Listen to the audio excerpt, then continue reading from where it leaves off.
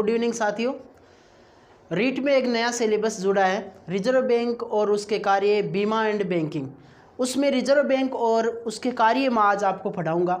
Reserve bank और उसके कार्यों में इम्पोर्टेंट क्वेश्चन भी बताऊंगा कि कौन कौन से क्वेश्चन आपके रिपीट होते हैं, रिजर्व बैंक में किस तरह के क्वेश्चन पूछे जाते हैं। रिजर्व बैंक लेते हैं पहले हम। हमारा जो सबसे इम्पोर्टेंट चीज़ है रिजर्व बैंक में, जो कन्फ्यूजन जहाँ पर हमारा होता है वो ये है कि रिजर्व बैंक है क्या। RBI reserve bank, confusion part कहाँ से शुरू होता है? रिजर्व बैंक के कन्फ्यूजन पार्ट है वो यहाँ से शुरू होता है कि हम एसबीआई को रिजर्व बैंक मान लेते हैं, एसबीआई को रिजर्व बैंक मान लेते हैं। सबसे बड़ा बैंक रिजर्व बैंक बताते हैं, सबसे बड़ा वाणिज्यिक बैंक रिजर्व बैंक, गलत है। रिजर्व बैंक है वो सबसे बड़ा वाणिज्यिक बैंक नहीं है।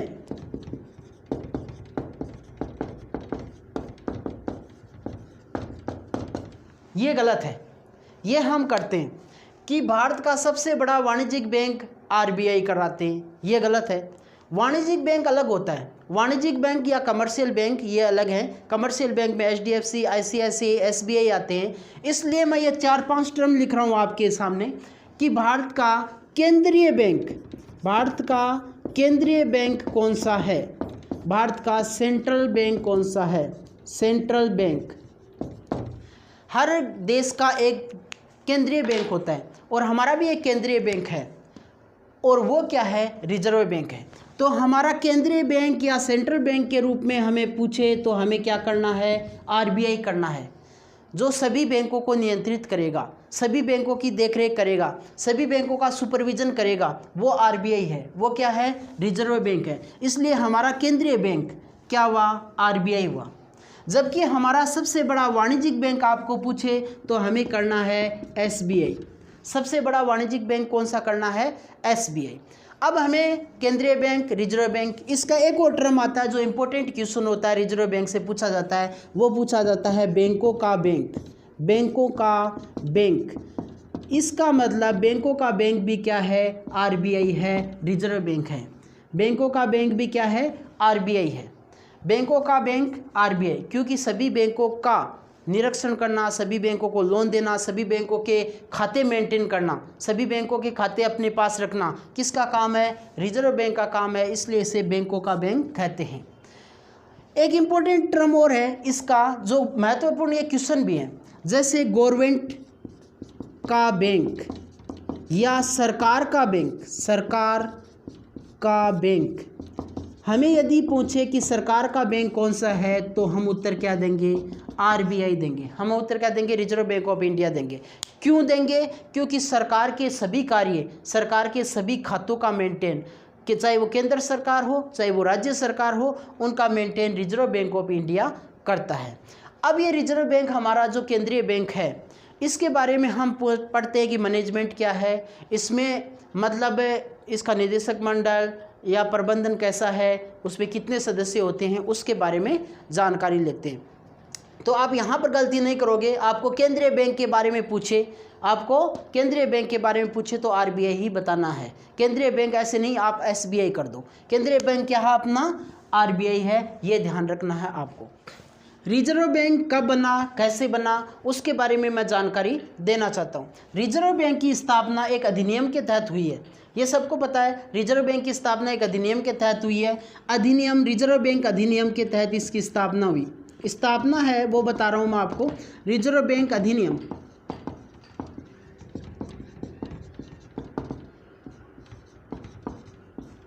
यदि आपको पूछे कि रिजर्व बैंक अधिनियम कौन सा है तो आप कौन सा जवाब देंगे? 1934।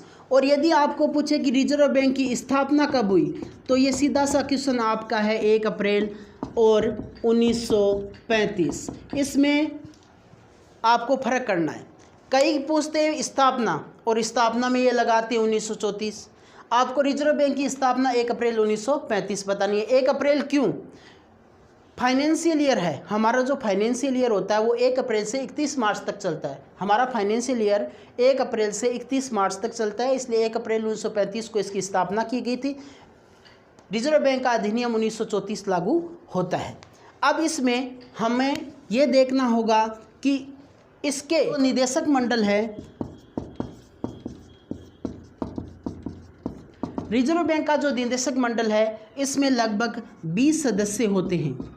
परंतु जो इम्पोर्टेंट सदस्य हैं वो देखिए, इसका जो प्रबंधन किया जाता है वो होता है, एक गवर्नर होता है, एक क्या होता है, गवर्नर होता है, और 4 है वो डिप्टी गवर्नर होते हैं।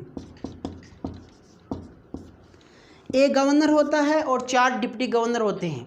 ये इम्पोर्टेंट है, 4 से ज़्यादा डिप्टी गवर्नर नहीं होंगे, 4 से ज़्यादा डिप्टी गवर्नर नहीं रख सकते। गवर्नर एक होगा, 5 जने, ये इम्पोर्टेंट महत्वपूर्ण, ये 5 ही हैं। गवर्नर का नाम शक्तिकांत दास है। अभी जो गवर्नर है वो शक्तिकांत दास है, अभी जो गवर्नर है वो शक्तिकांत दास है। अब मैं गवर्नर के बारे में बता देता हूँ आपको। डिप्टी गवर्नर के नाम अभी मैं लिखूंगा, आपको बताऊंगा। 4 डिप्टी गवर्नर हैं, उनके नाम मैं अभी बताऊंगा। परंतु गवर्नर शक्तिकांत दास है। जो नोटबंदी में गवर्नर था, जो नोटबंदी में गवर्नर था वो था उर्जित पटेल। नोटबंदी में जो गवर्नर था वो था उर्जित पटेल। शक्तिकांत दास, नोटबंदी में उर्जित पटेल।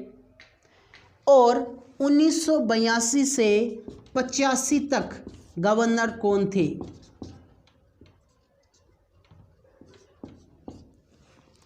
1982 से 85 तक गवर्नर कौन थे? कई बार पूछा जा सकता है कि 1982 से 85 तक गवर्नर कौन थे? जो हमारे प्रधानमंत्री रह चुके हैं, doctor Manmohan Singh. Doctor Manmohan Singh, doctor Manmohan Singh 1982 से 85 तक रिजर्व बैंक के गवर्नर रह चुके हैं। हमारे प्रथम गवर्नर का नाम यदि पूछे,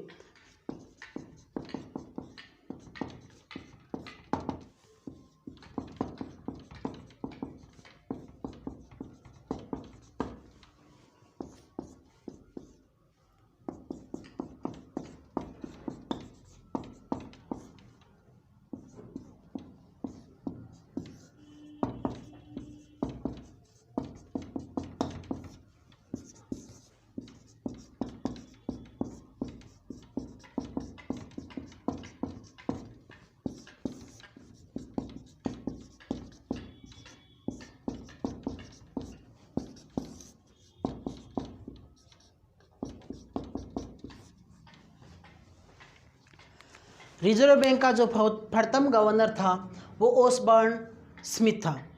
जो प्रथम गवर्नर था, जो 1935 में बनाया गया था, 1935 में रिजर्व बैंक की स्थापना हुई। ओसबर्न स्मिथ को, सर ओसबर्न स्मिथ को प्रथम गवर्नर बनाया गया। अभी हमारे जो डिप्टी गवर्नर चल रहे हैं, आप इसका स्क्रीनशॉट ले सकते हैं। इनको BS कानूनगो, महेश कुमार जैन, राजेश्वर रॉय और MD पात्रा, ये 4 डिप्टी गवर्नर हमारे अभी चल रहे हैं।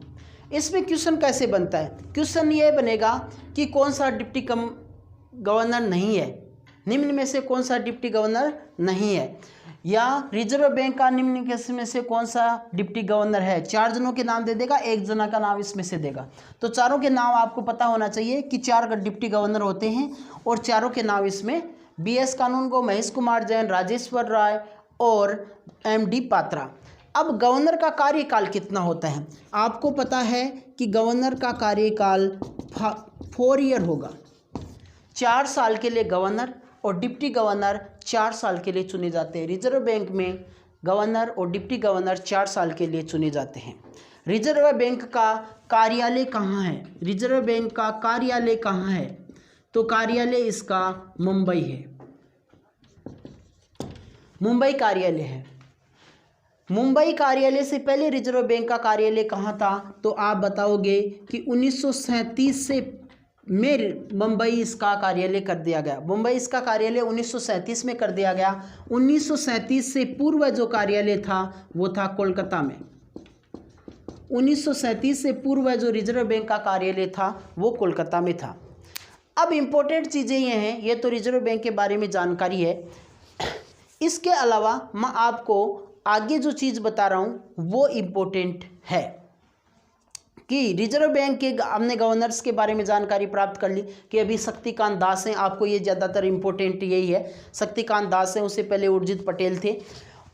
नोटबंदी में उर्जित पटेल थे, और पहला जो गवर्नर था 1935 में ओसबर्न स्मिथ था।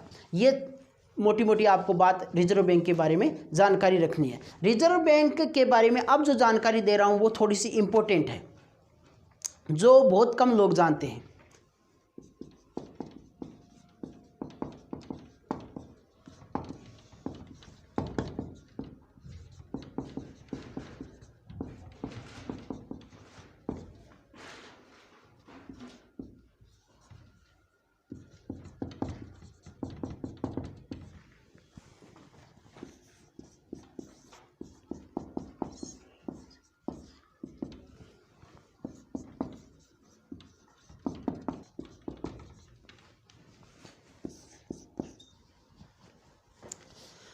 अब मैं जो जानकारी दे रहा हूँ रिजर्व बैंक के बारे में, वो रिजर्व बैंक के बारे में यह है कि रिजर्व बैंक कुछ संस्थाओं को पूरी तरीके से अपनी पूंजी से बनाई है।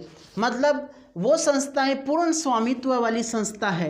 रिजर्व बैंक की वो संस्थाएं पूर्ण स्वामित्व वाली संस्था है। मतलब जिस तरीके से गवर्नमेंट की पूरी पूंजी लगाकर गवर्नमेंट कोई कंपनी खोलती है, अभी तो गवर्नमेंट क्या कर रही है कि आईपीओ लाकर निजीकरण कर रही है, परंतु ये जो है इसमें पूरा का पूरा ये 4 कंपनियां ऐसी हैं जिसमें रिजर्व बैंक ऑफ इंडिया का पूरा पैसा लगा है। इसका मतलब इस पर पूरी तरह किसका अधिकार है? रिजर्व बैंक का अधिकार है। पूर्ण स्वामित्व वाली संस्थाएं 4 हैं। आपको पता होना चाहिए कि रिजर्व बैंक की पूर्ण स्वामित्व वाली संस्थाएं कौन कौन सी हैं। जो पहला नाम है वो बहुत ही इंपॉर्टेंट है, DICGC।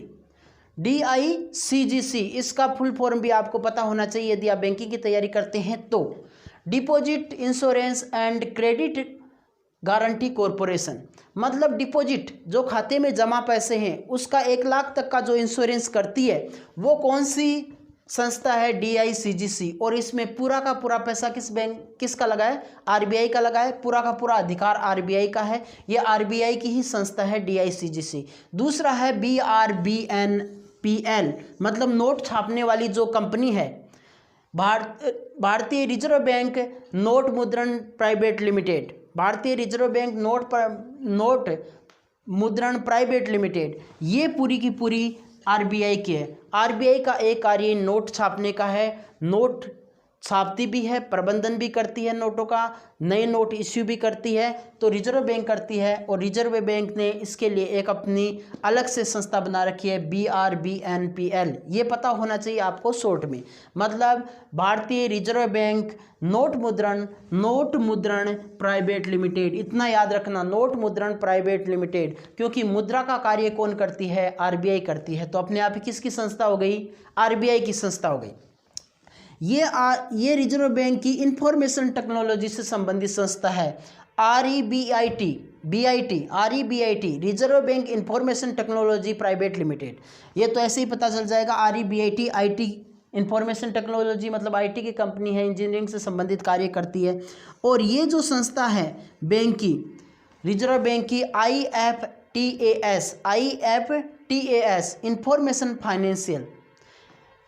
Indian financial technology elite services, finance से संबंधित जो काम कर रही है वो है IFTAS। इन संस्थाओं का आपको नॉलेज होना चाहिए। क्यों होना चाहिए उसके संबंध में मैं आपको एक क्वेश्चन करवाता हूँ। ऐसे क्वेश्चन आ सकता है आपके, चारों संस्थाओं का नाम क्यों पता होना चाहिए? RBI की पूर्ण स्वामित्व वाली चारों संस्थाओं का नाम आपको क्यों पता होना चाहिए? ऐसे क्वेश्चन पूछ ले। निम्न में से कौन सी RBI की पूर्ण स्वामित्व वाली संस्था है? पूर्ण स्वामित्व मतलब पूरा का पूरा 100 रुपये यदि लगे हुए हैं तो वो RBI के लगे हुए हैं और किसी का हस्तक्षेप नहीं है। जैसे SBI है, SBI का पब्लिक में भी पैसा लगा हुआ है, इसलिए ये इसकी संस्था नहीं है। नाबार्ड में भी अलग संस्था है, RBI की पूर्णतः संस्था नहीं है, पूर्णतः स्वामित्व वाली संस्था नाबार्ड नहीं है। सिडबी भी अलग से बैंक है। और DICGC अभी मैंने आपको बताया कि पूर्ण स्वामित्व वाली संस्था है। ऐसे क्वेश्चन पूछा जा सकता है। तो चारों संस्थाएं जो RBI की हैं उसका आपको नाम पता होना चाहिए कि नोट मुद्रण संस्था, DICGC deposit insurance credit guarantee corporation, information technology वाली संस्था और लास्ट वाली फाइनेंशियल एलिड सर्विस वाली संस्था। ये चारों संस्थाओं का आपको नाम पता होना चाहिए, जो मैंने पूर्व में आपको डिटेल से समझा दिया है। रिजर्व बैंक का जो प्रधान कार्यालय है वो हमारा मुंबई में है। प्रधान कार्यालय मुंबई में है, वो कोई इसमें कोई इश्यू नहीं है, परंतु आपको जो लोकल बोर्ड है उसका पता होना चाहिए। आपको किसका पता होना चाहिए? लोकल बोर्ड का पता होना चाहिए। लोकल बोर्ड का पता होना चाहिए। रिजर्व बैंक, जो रिजर्व बैंक है उसके लोकल बोर्ड 4 हैं। उसके लोकल बोर्ड हैं वो 4 लोकल बोर्ड हैं। इसका आपको पता होना चाहिए। 4 जगह इसने लोकल बोर्ड स्थापित कर रखे हैं रिजर्व बैंक ने, उसको आपको पता होना चाहिए। जैसे पहला है वो चेन्नई में है, दूसरा जो लोकल बोर्ड है आपका वो मुंबई में है, तीसरा कोलकाता में है और चौथा जो लोकल बोर्ड है आरबीआई का जो लोकल बोर्ड है वो नई दिल्ली है। चारों लोकल बोर्ड आपको याद होने चाहिए, चेन्नई, मुंबई, कोलकाता, नई दिल्ली। अब इसके अलावा आपको ये पूछा जा सकता है कि रिजर्व बैंक ऑफ इंडिया का लोकल बोर्ड कहाँ है? जयपुर दे दिया, भुवनेश्वर दे दिया, कलकत्ता दे दिया और चौथा ना और दे दिया कोई, तो आपका कोलकाता करना पड़ेगा। क्या करना पड़ेगा? कोलकाता करना पड़ेगा। मतलब रिजर्व बैंक के लोकल बोर्ड हैं वो आपको याद होने चाहिए। 4 ही लोकल बोर्ड है, कोई ज़्यादा नहीं है, आप याद कर सकते हो। चेन्नई, मुंबई, कोलकाता, दिल्ली, चेन्नई, मुंबई, कोलकाता, दिल्ली, 3-4 बार रिपीट करोगे चेन्नई, मुंबई, कोलकाता, दिल्ली तो याद हो जाएंगे। इसके अलावा जो इसकी ब्रांचें हैं, जो रिजर्व बैंक की ब्रांच है वो 27 राज्यों में एक ब्रांच है, 27 ब्रांचें हैं। इसका राजस्थान में जो ब्रांच है रिजर्व बैंक की, आपको यदि पूछ भी ले तो जयपुर में राजस्थान में रिजर्व बैंक ऑफ इंडिया है। तो रिजर्व बैंक ऑफ इंडिया के बोर्ड आपको ये याद होना बहुत ज़्यादा ज़रूरी है। इसके बाद में रिजर्व बैंक ऑफ इंडिया के बारे में, कार्य के बारे में पढ़ेंगे। अगर आपको वीडियो पसंद आया तो लाइक कीजिए, शेयर कीजिए और नए वीडियोज़ को पाने के लिए चैनल को सब्सक्राइब कीजिए, बेल आइकन को प्रेस कीजिए।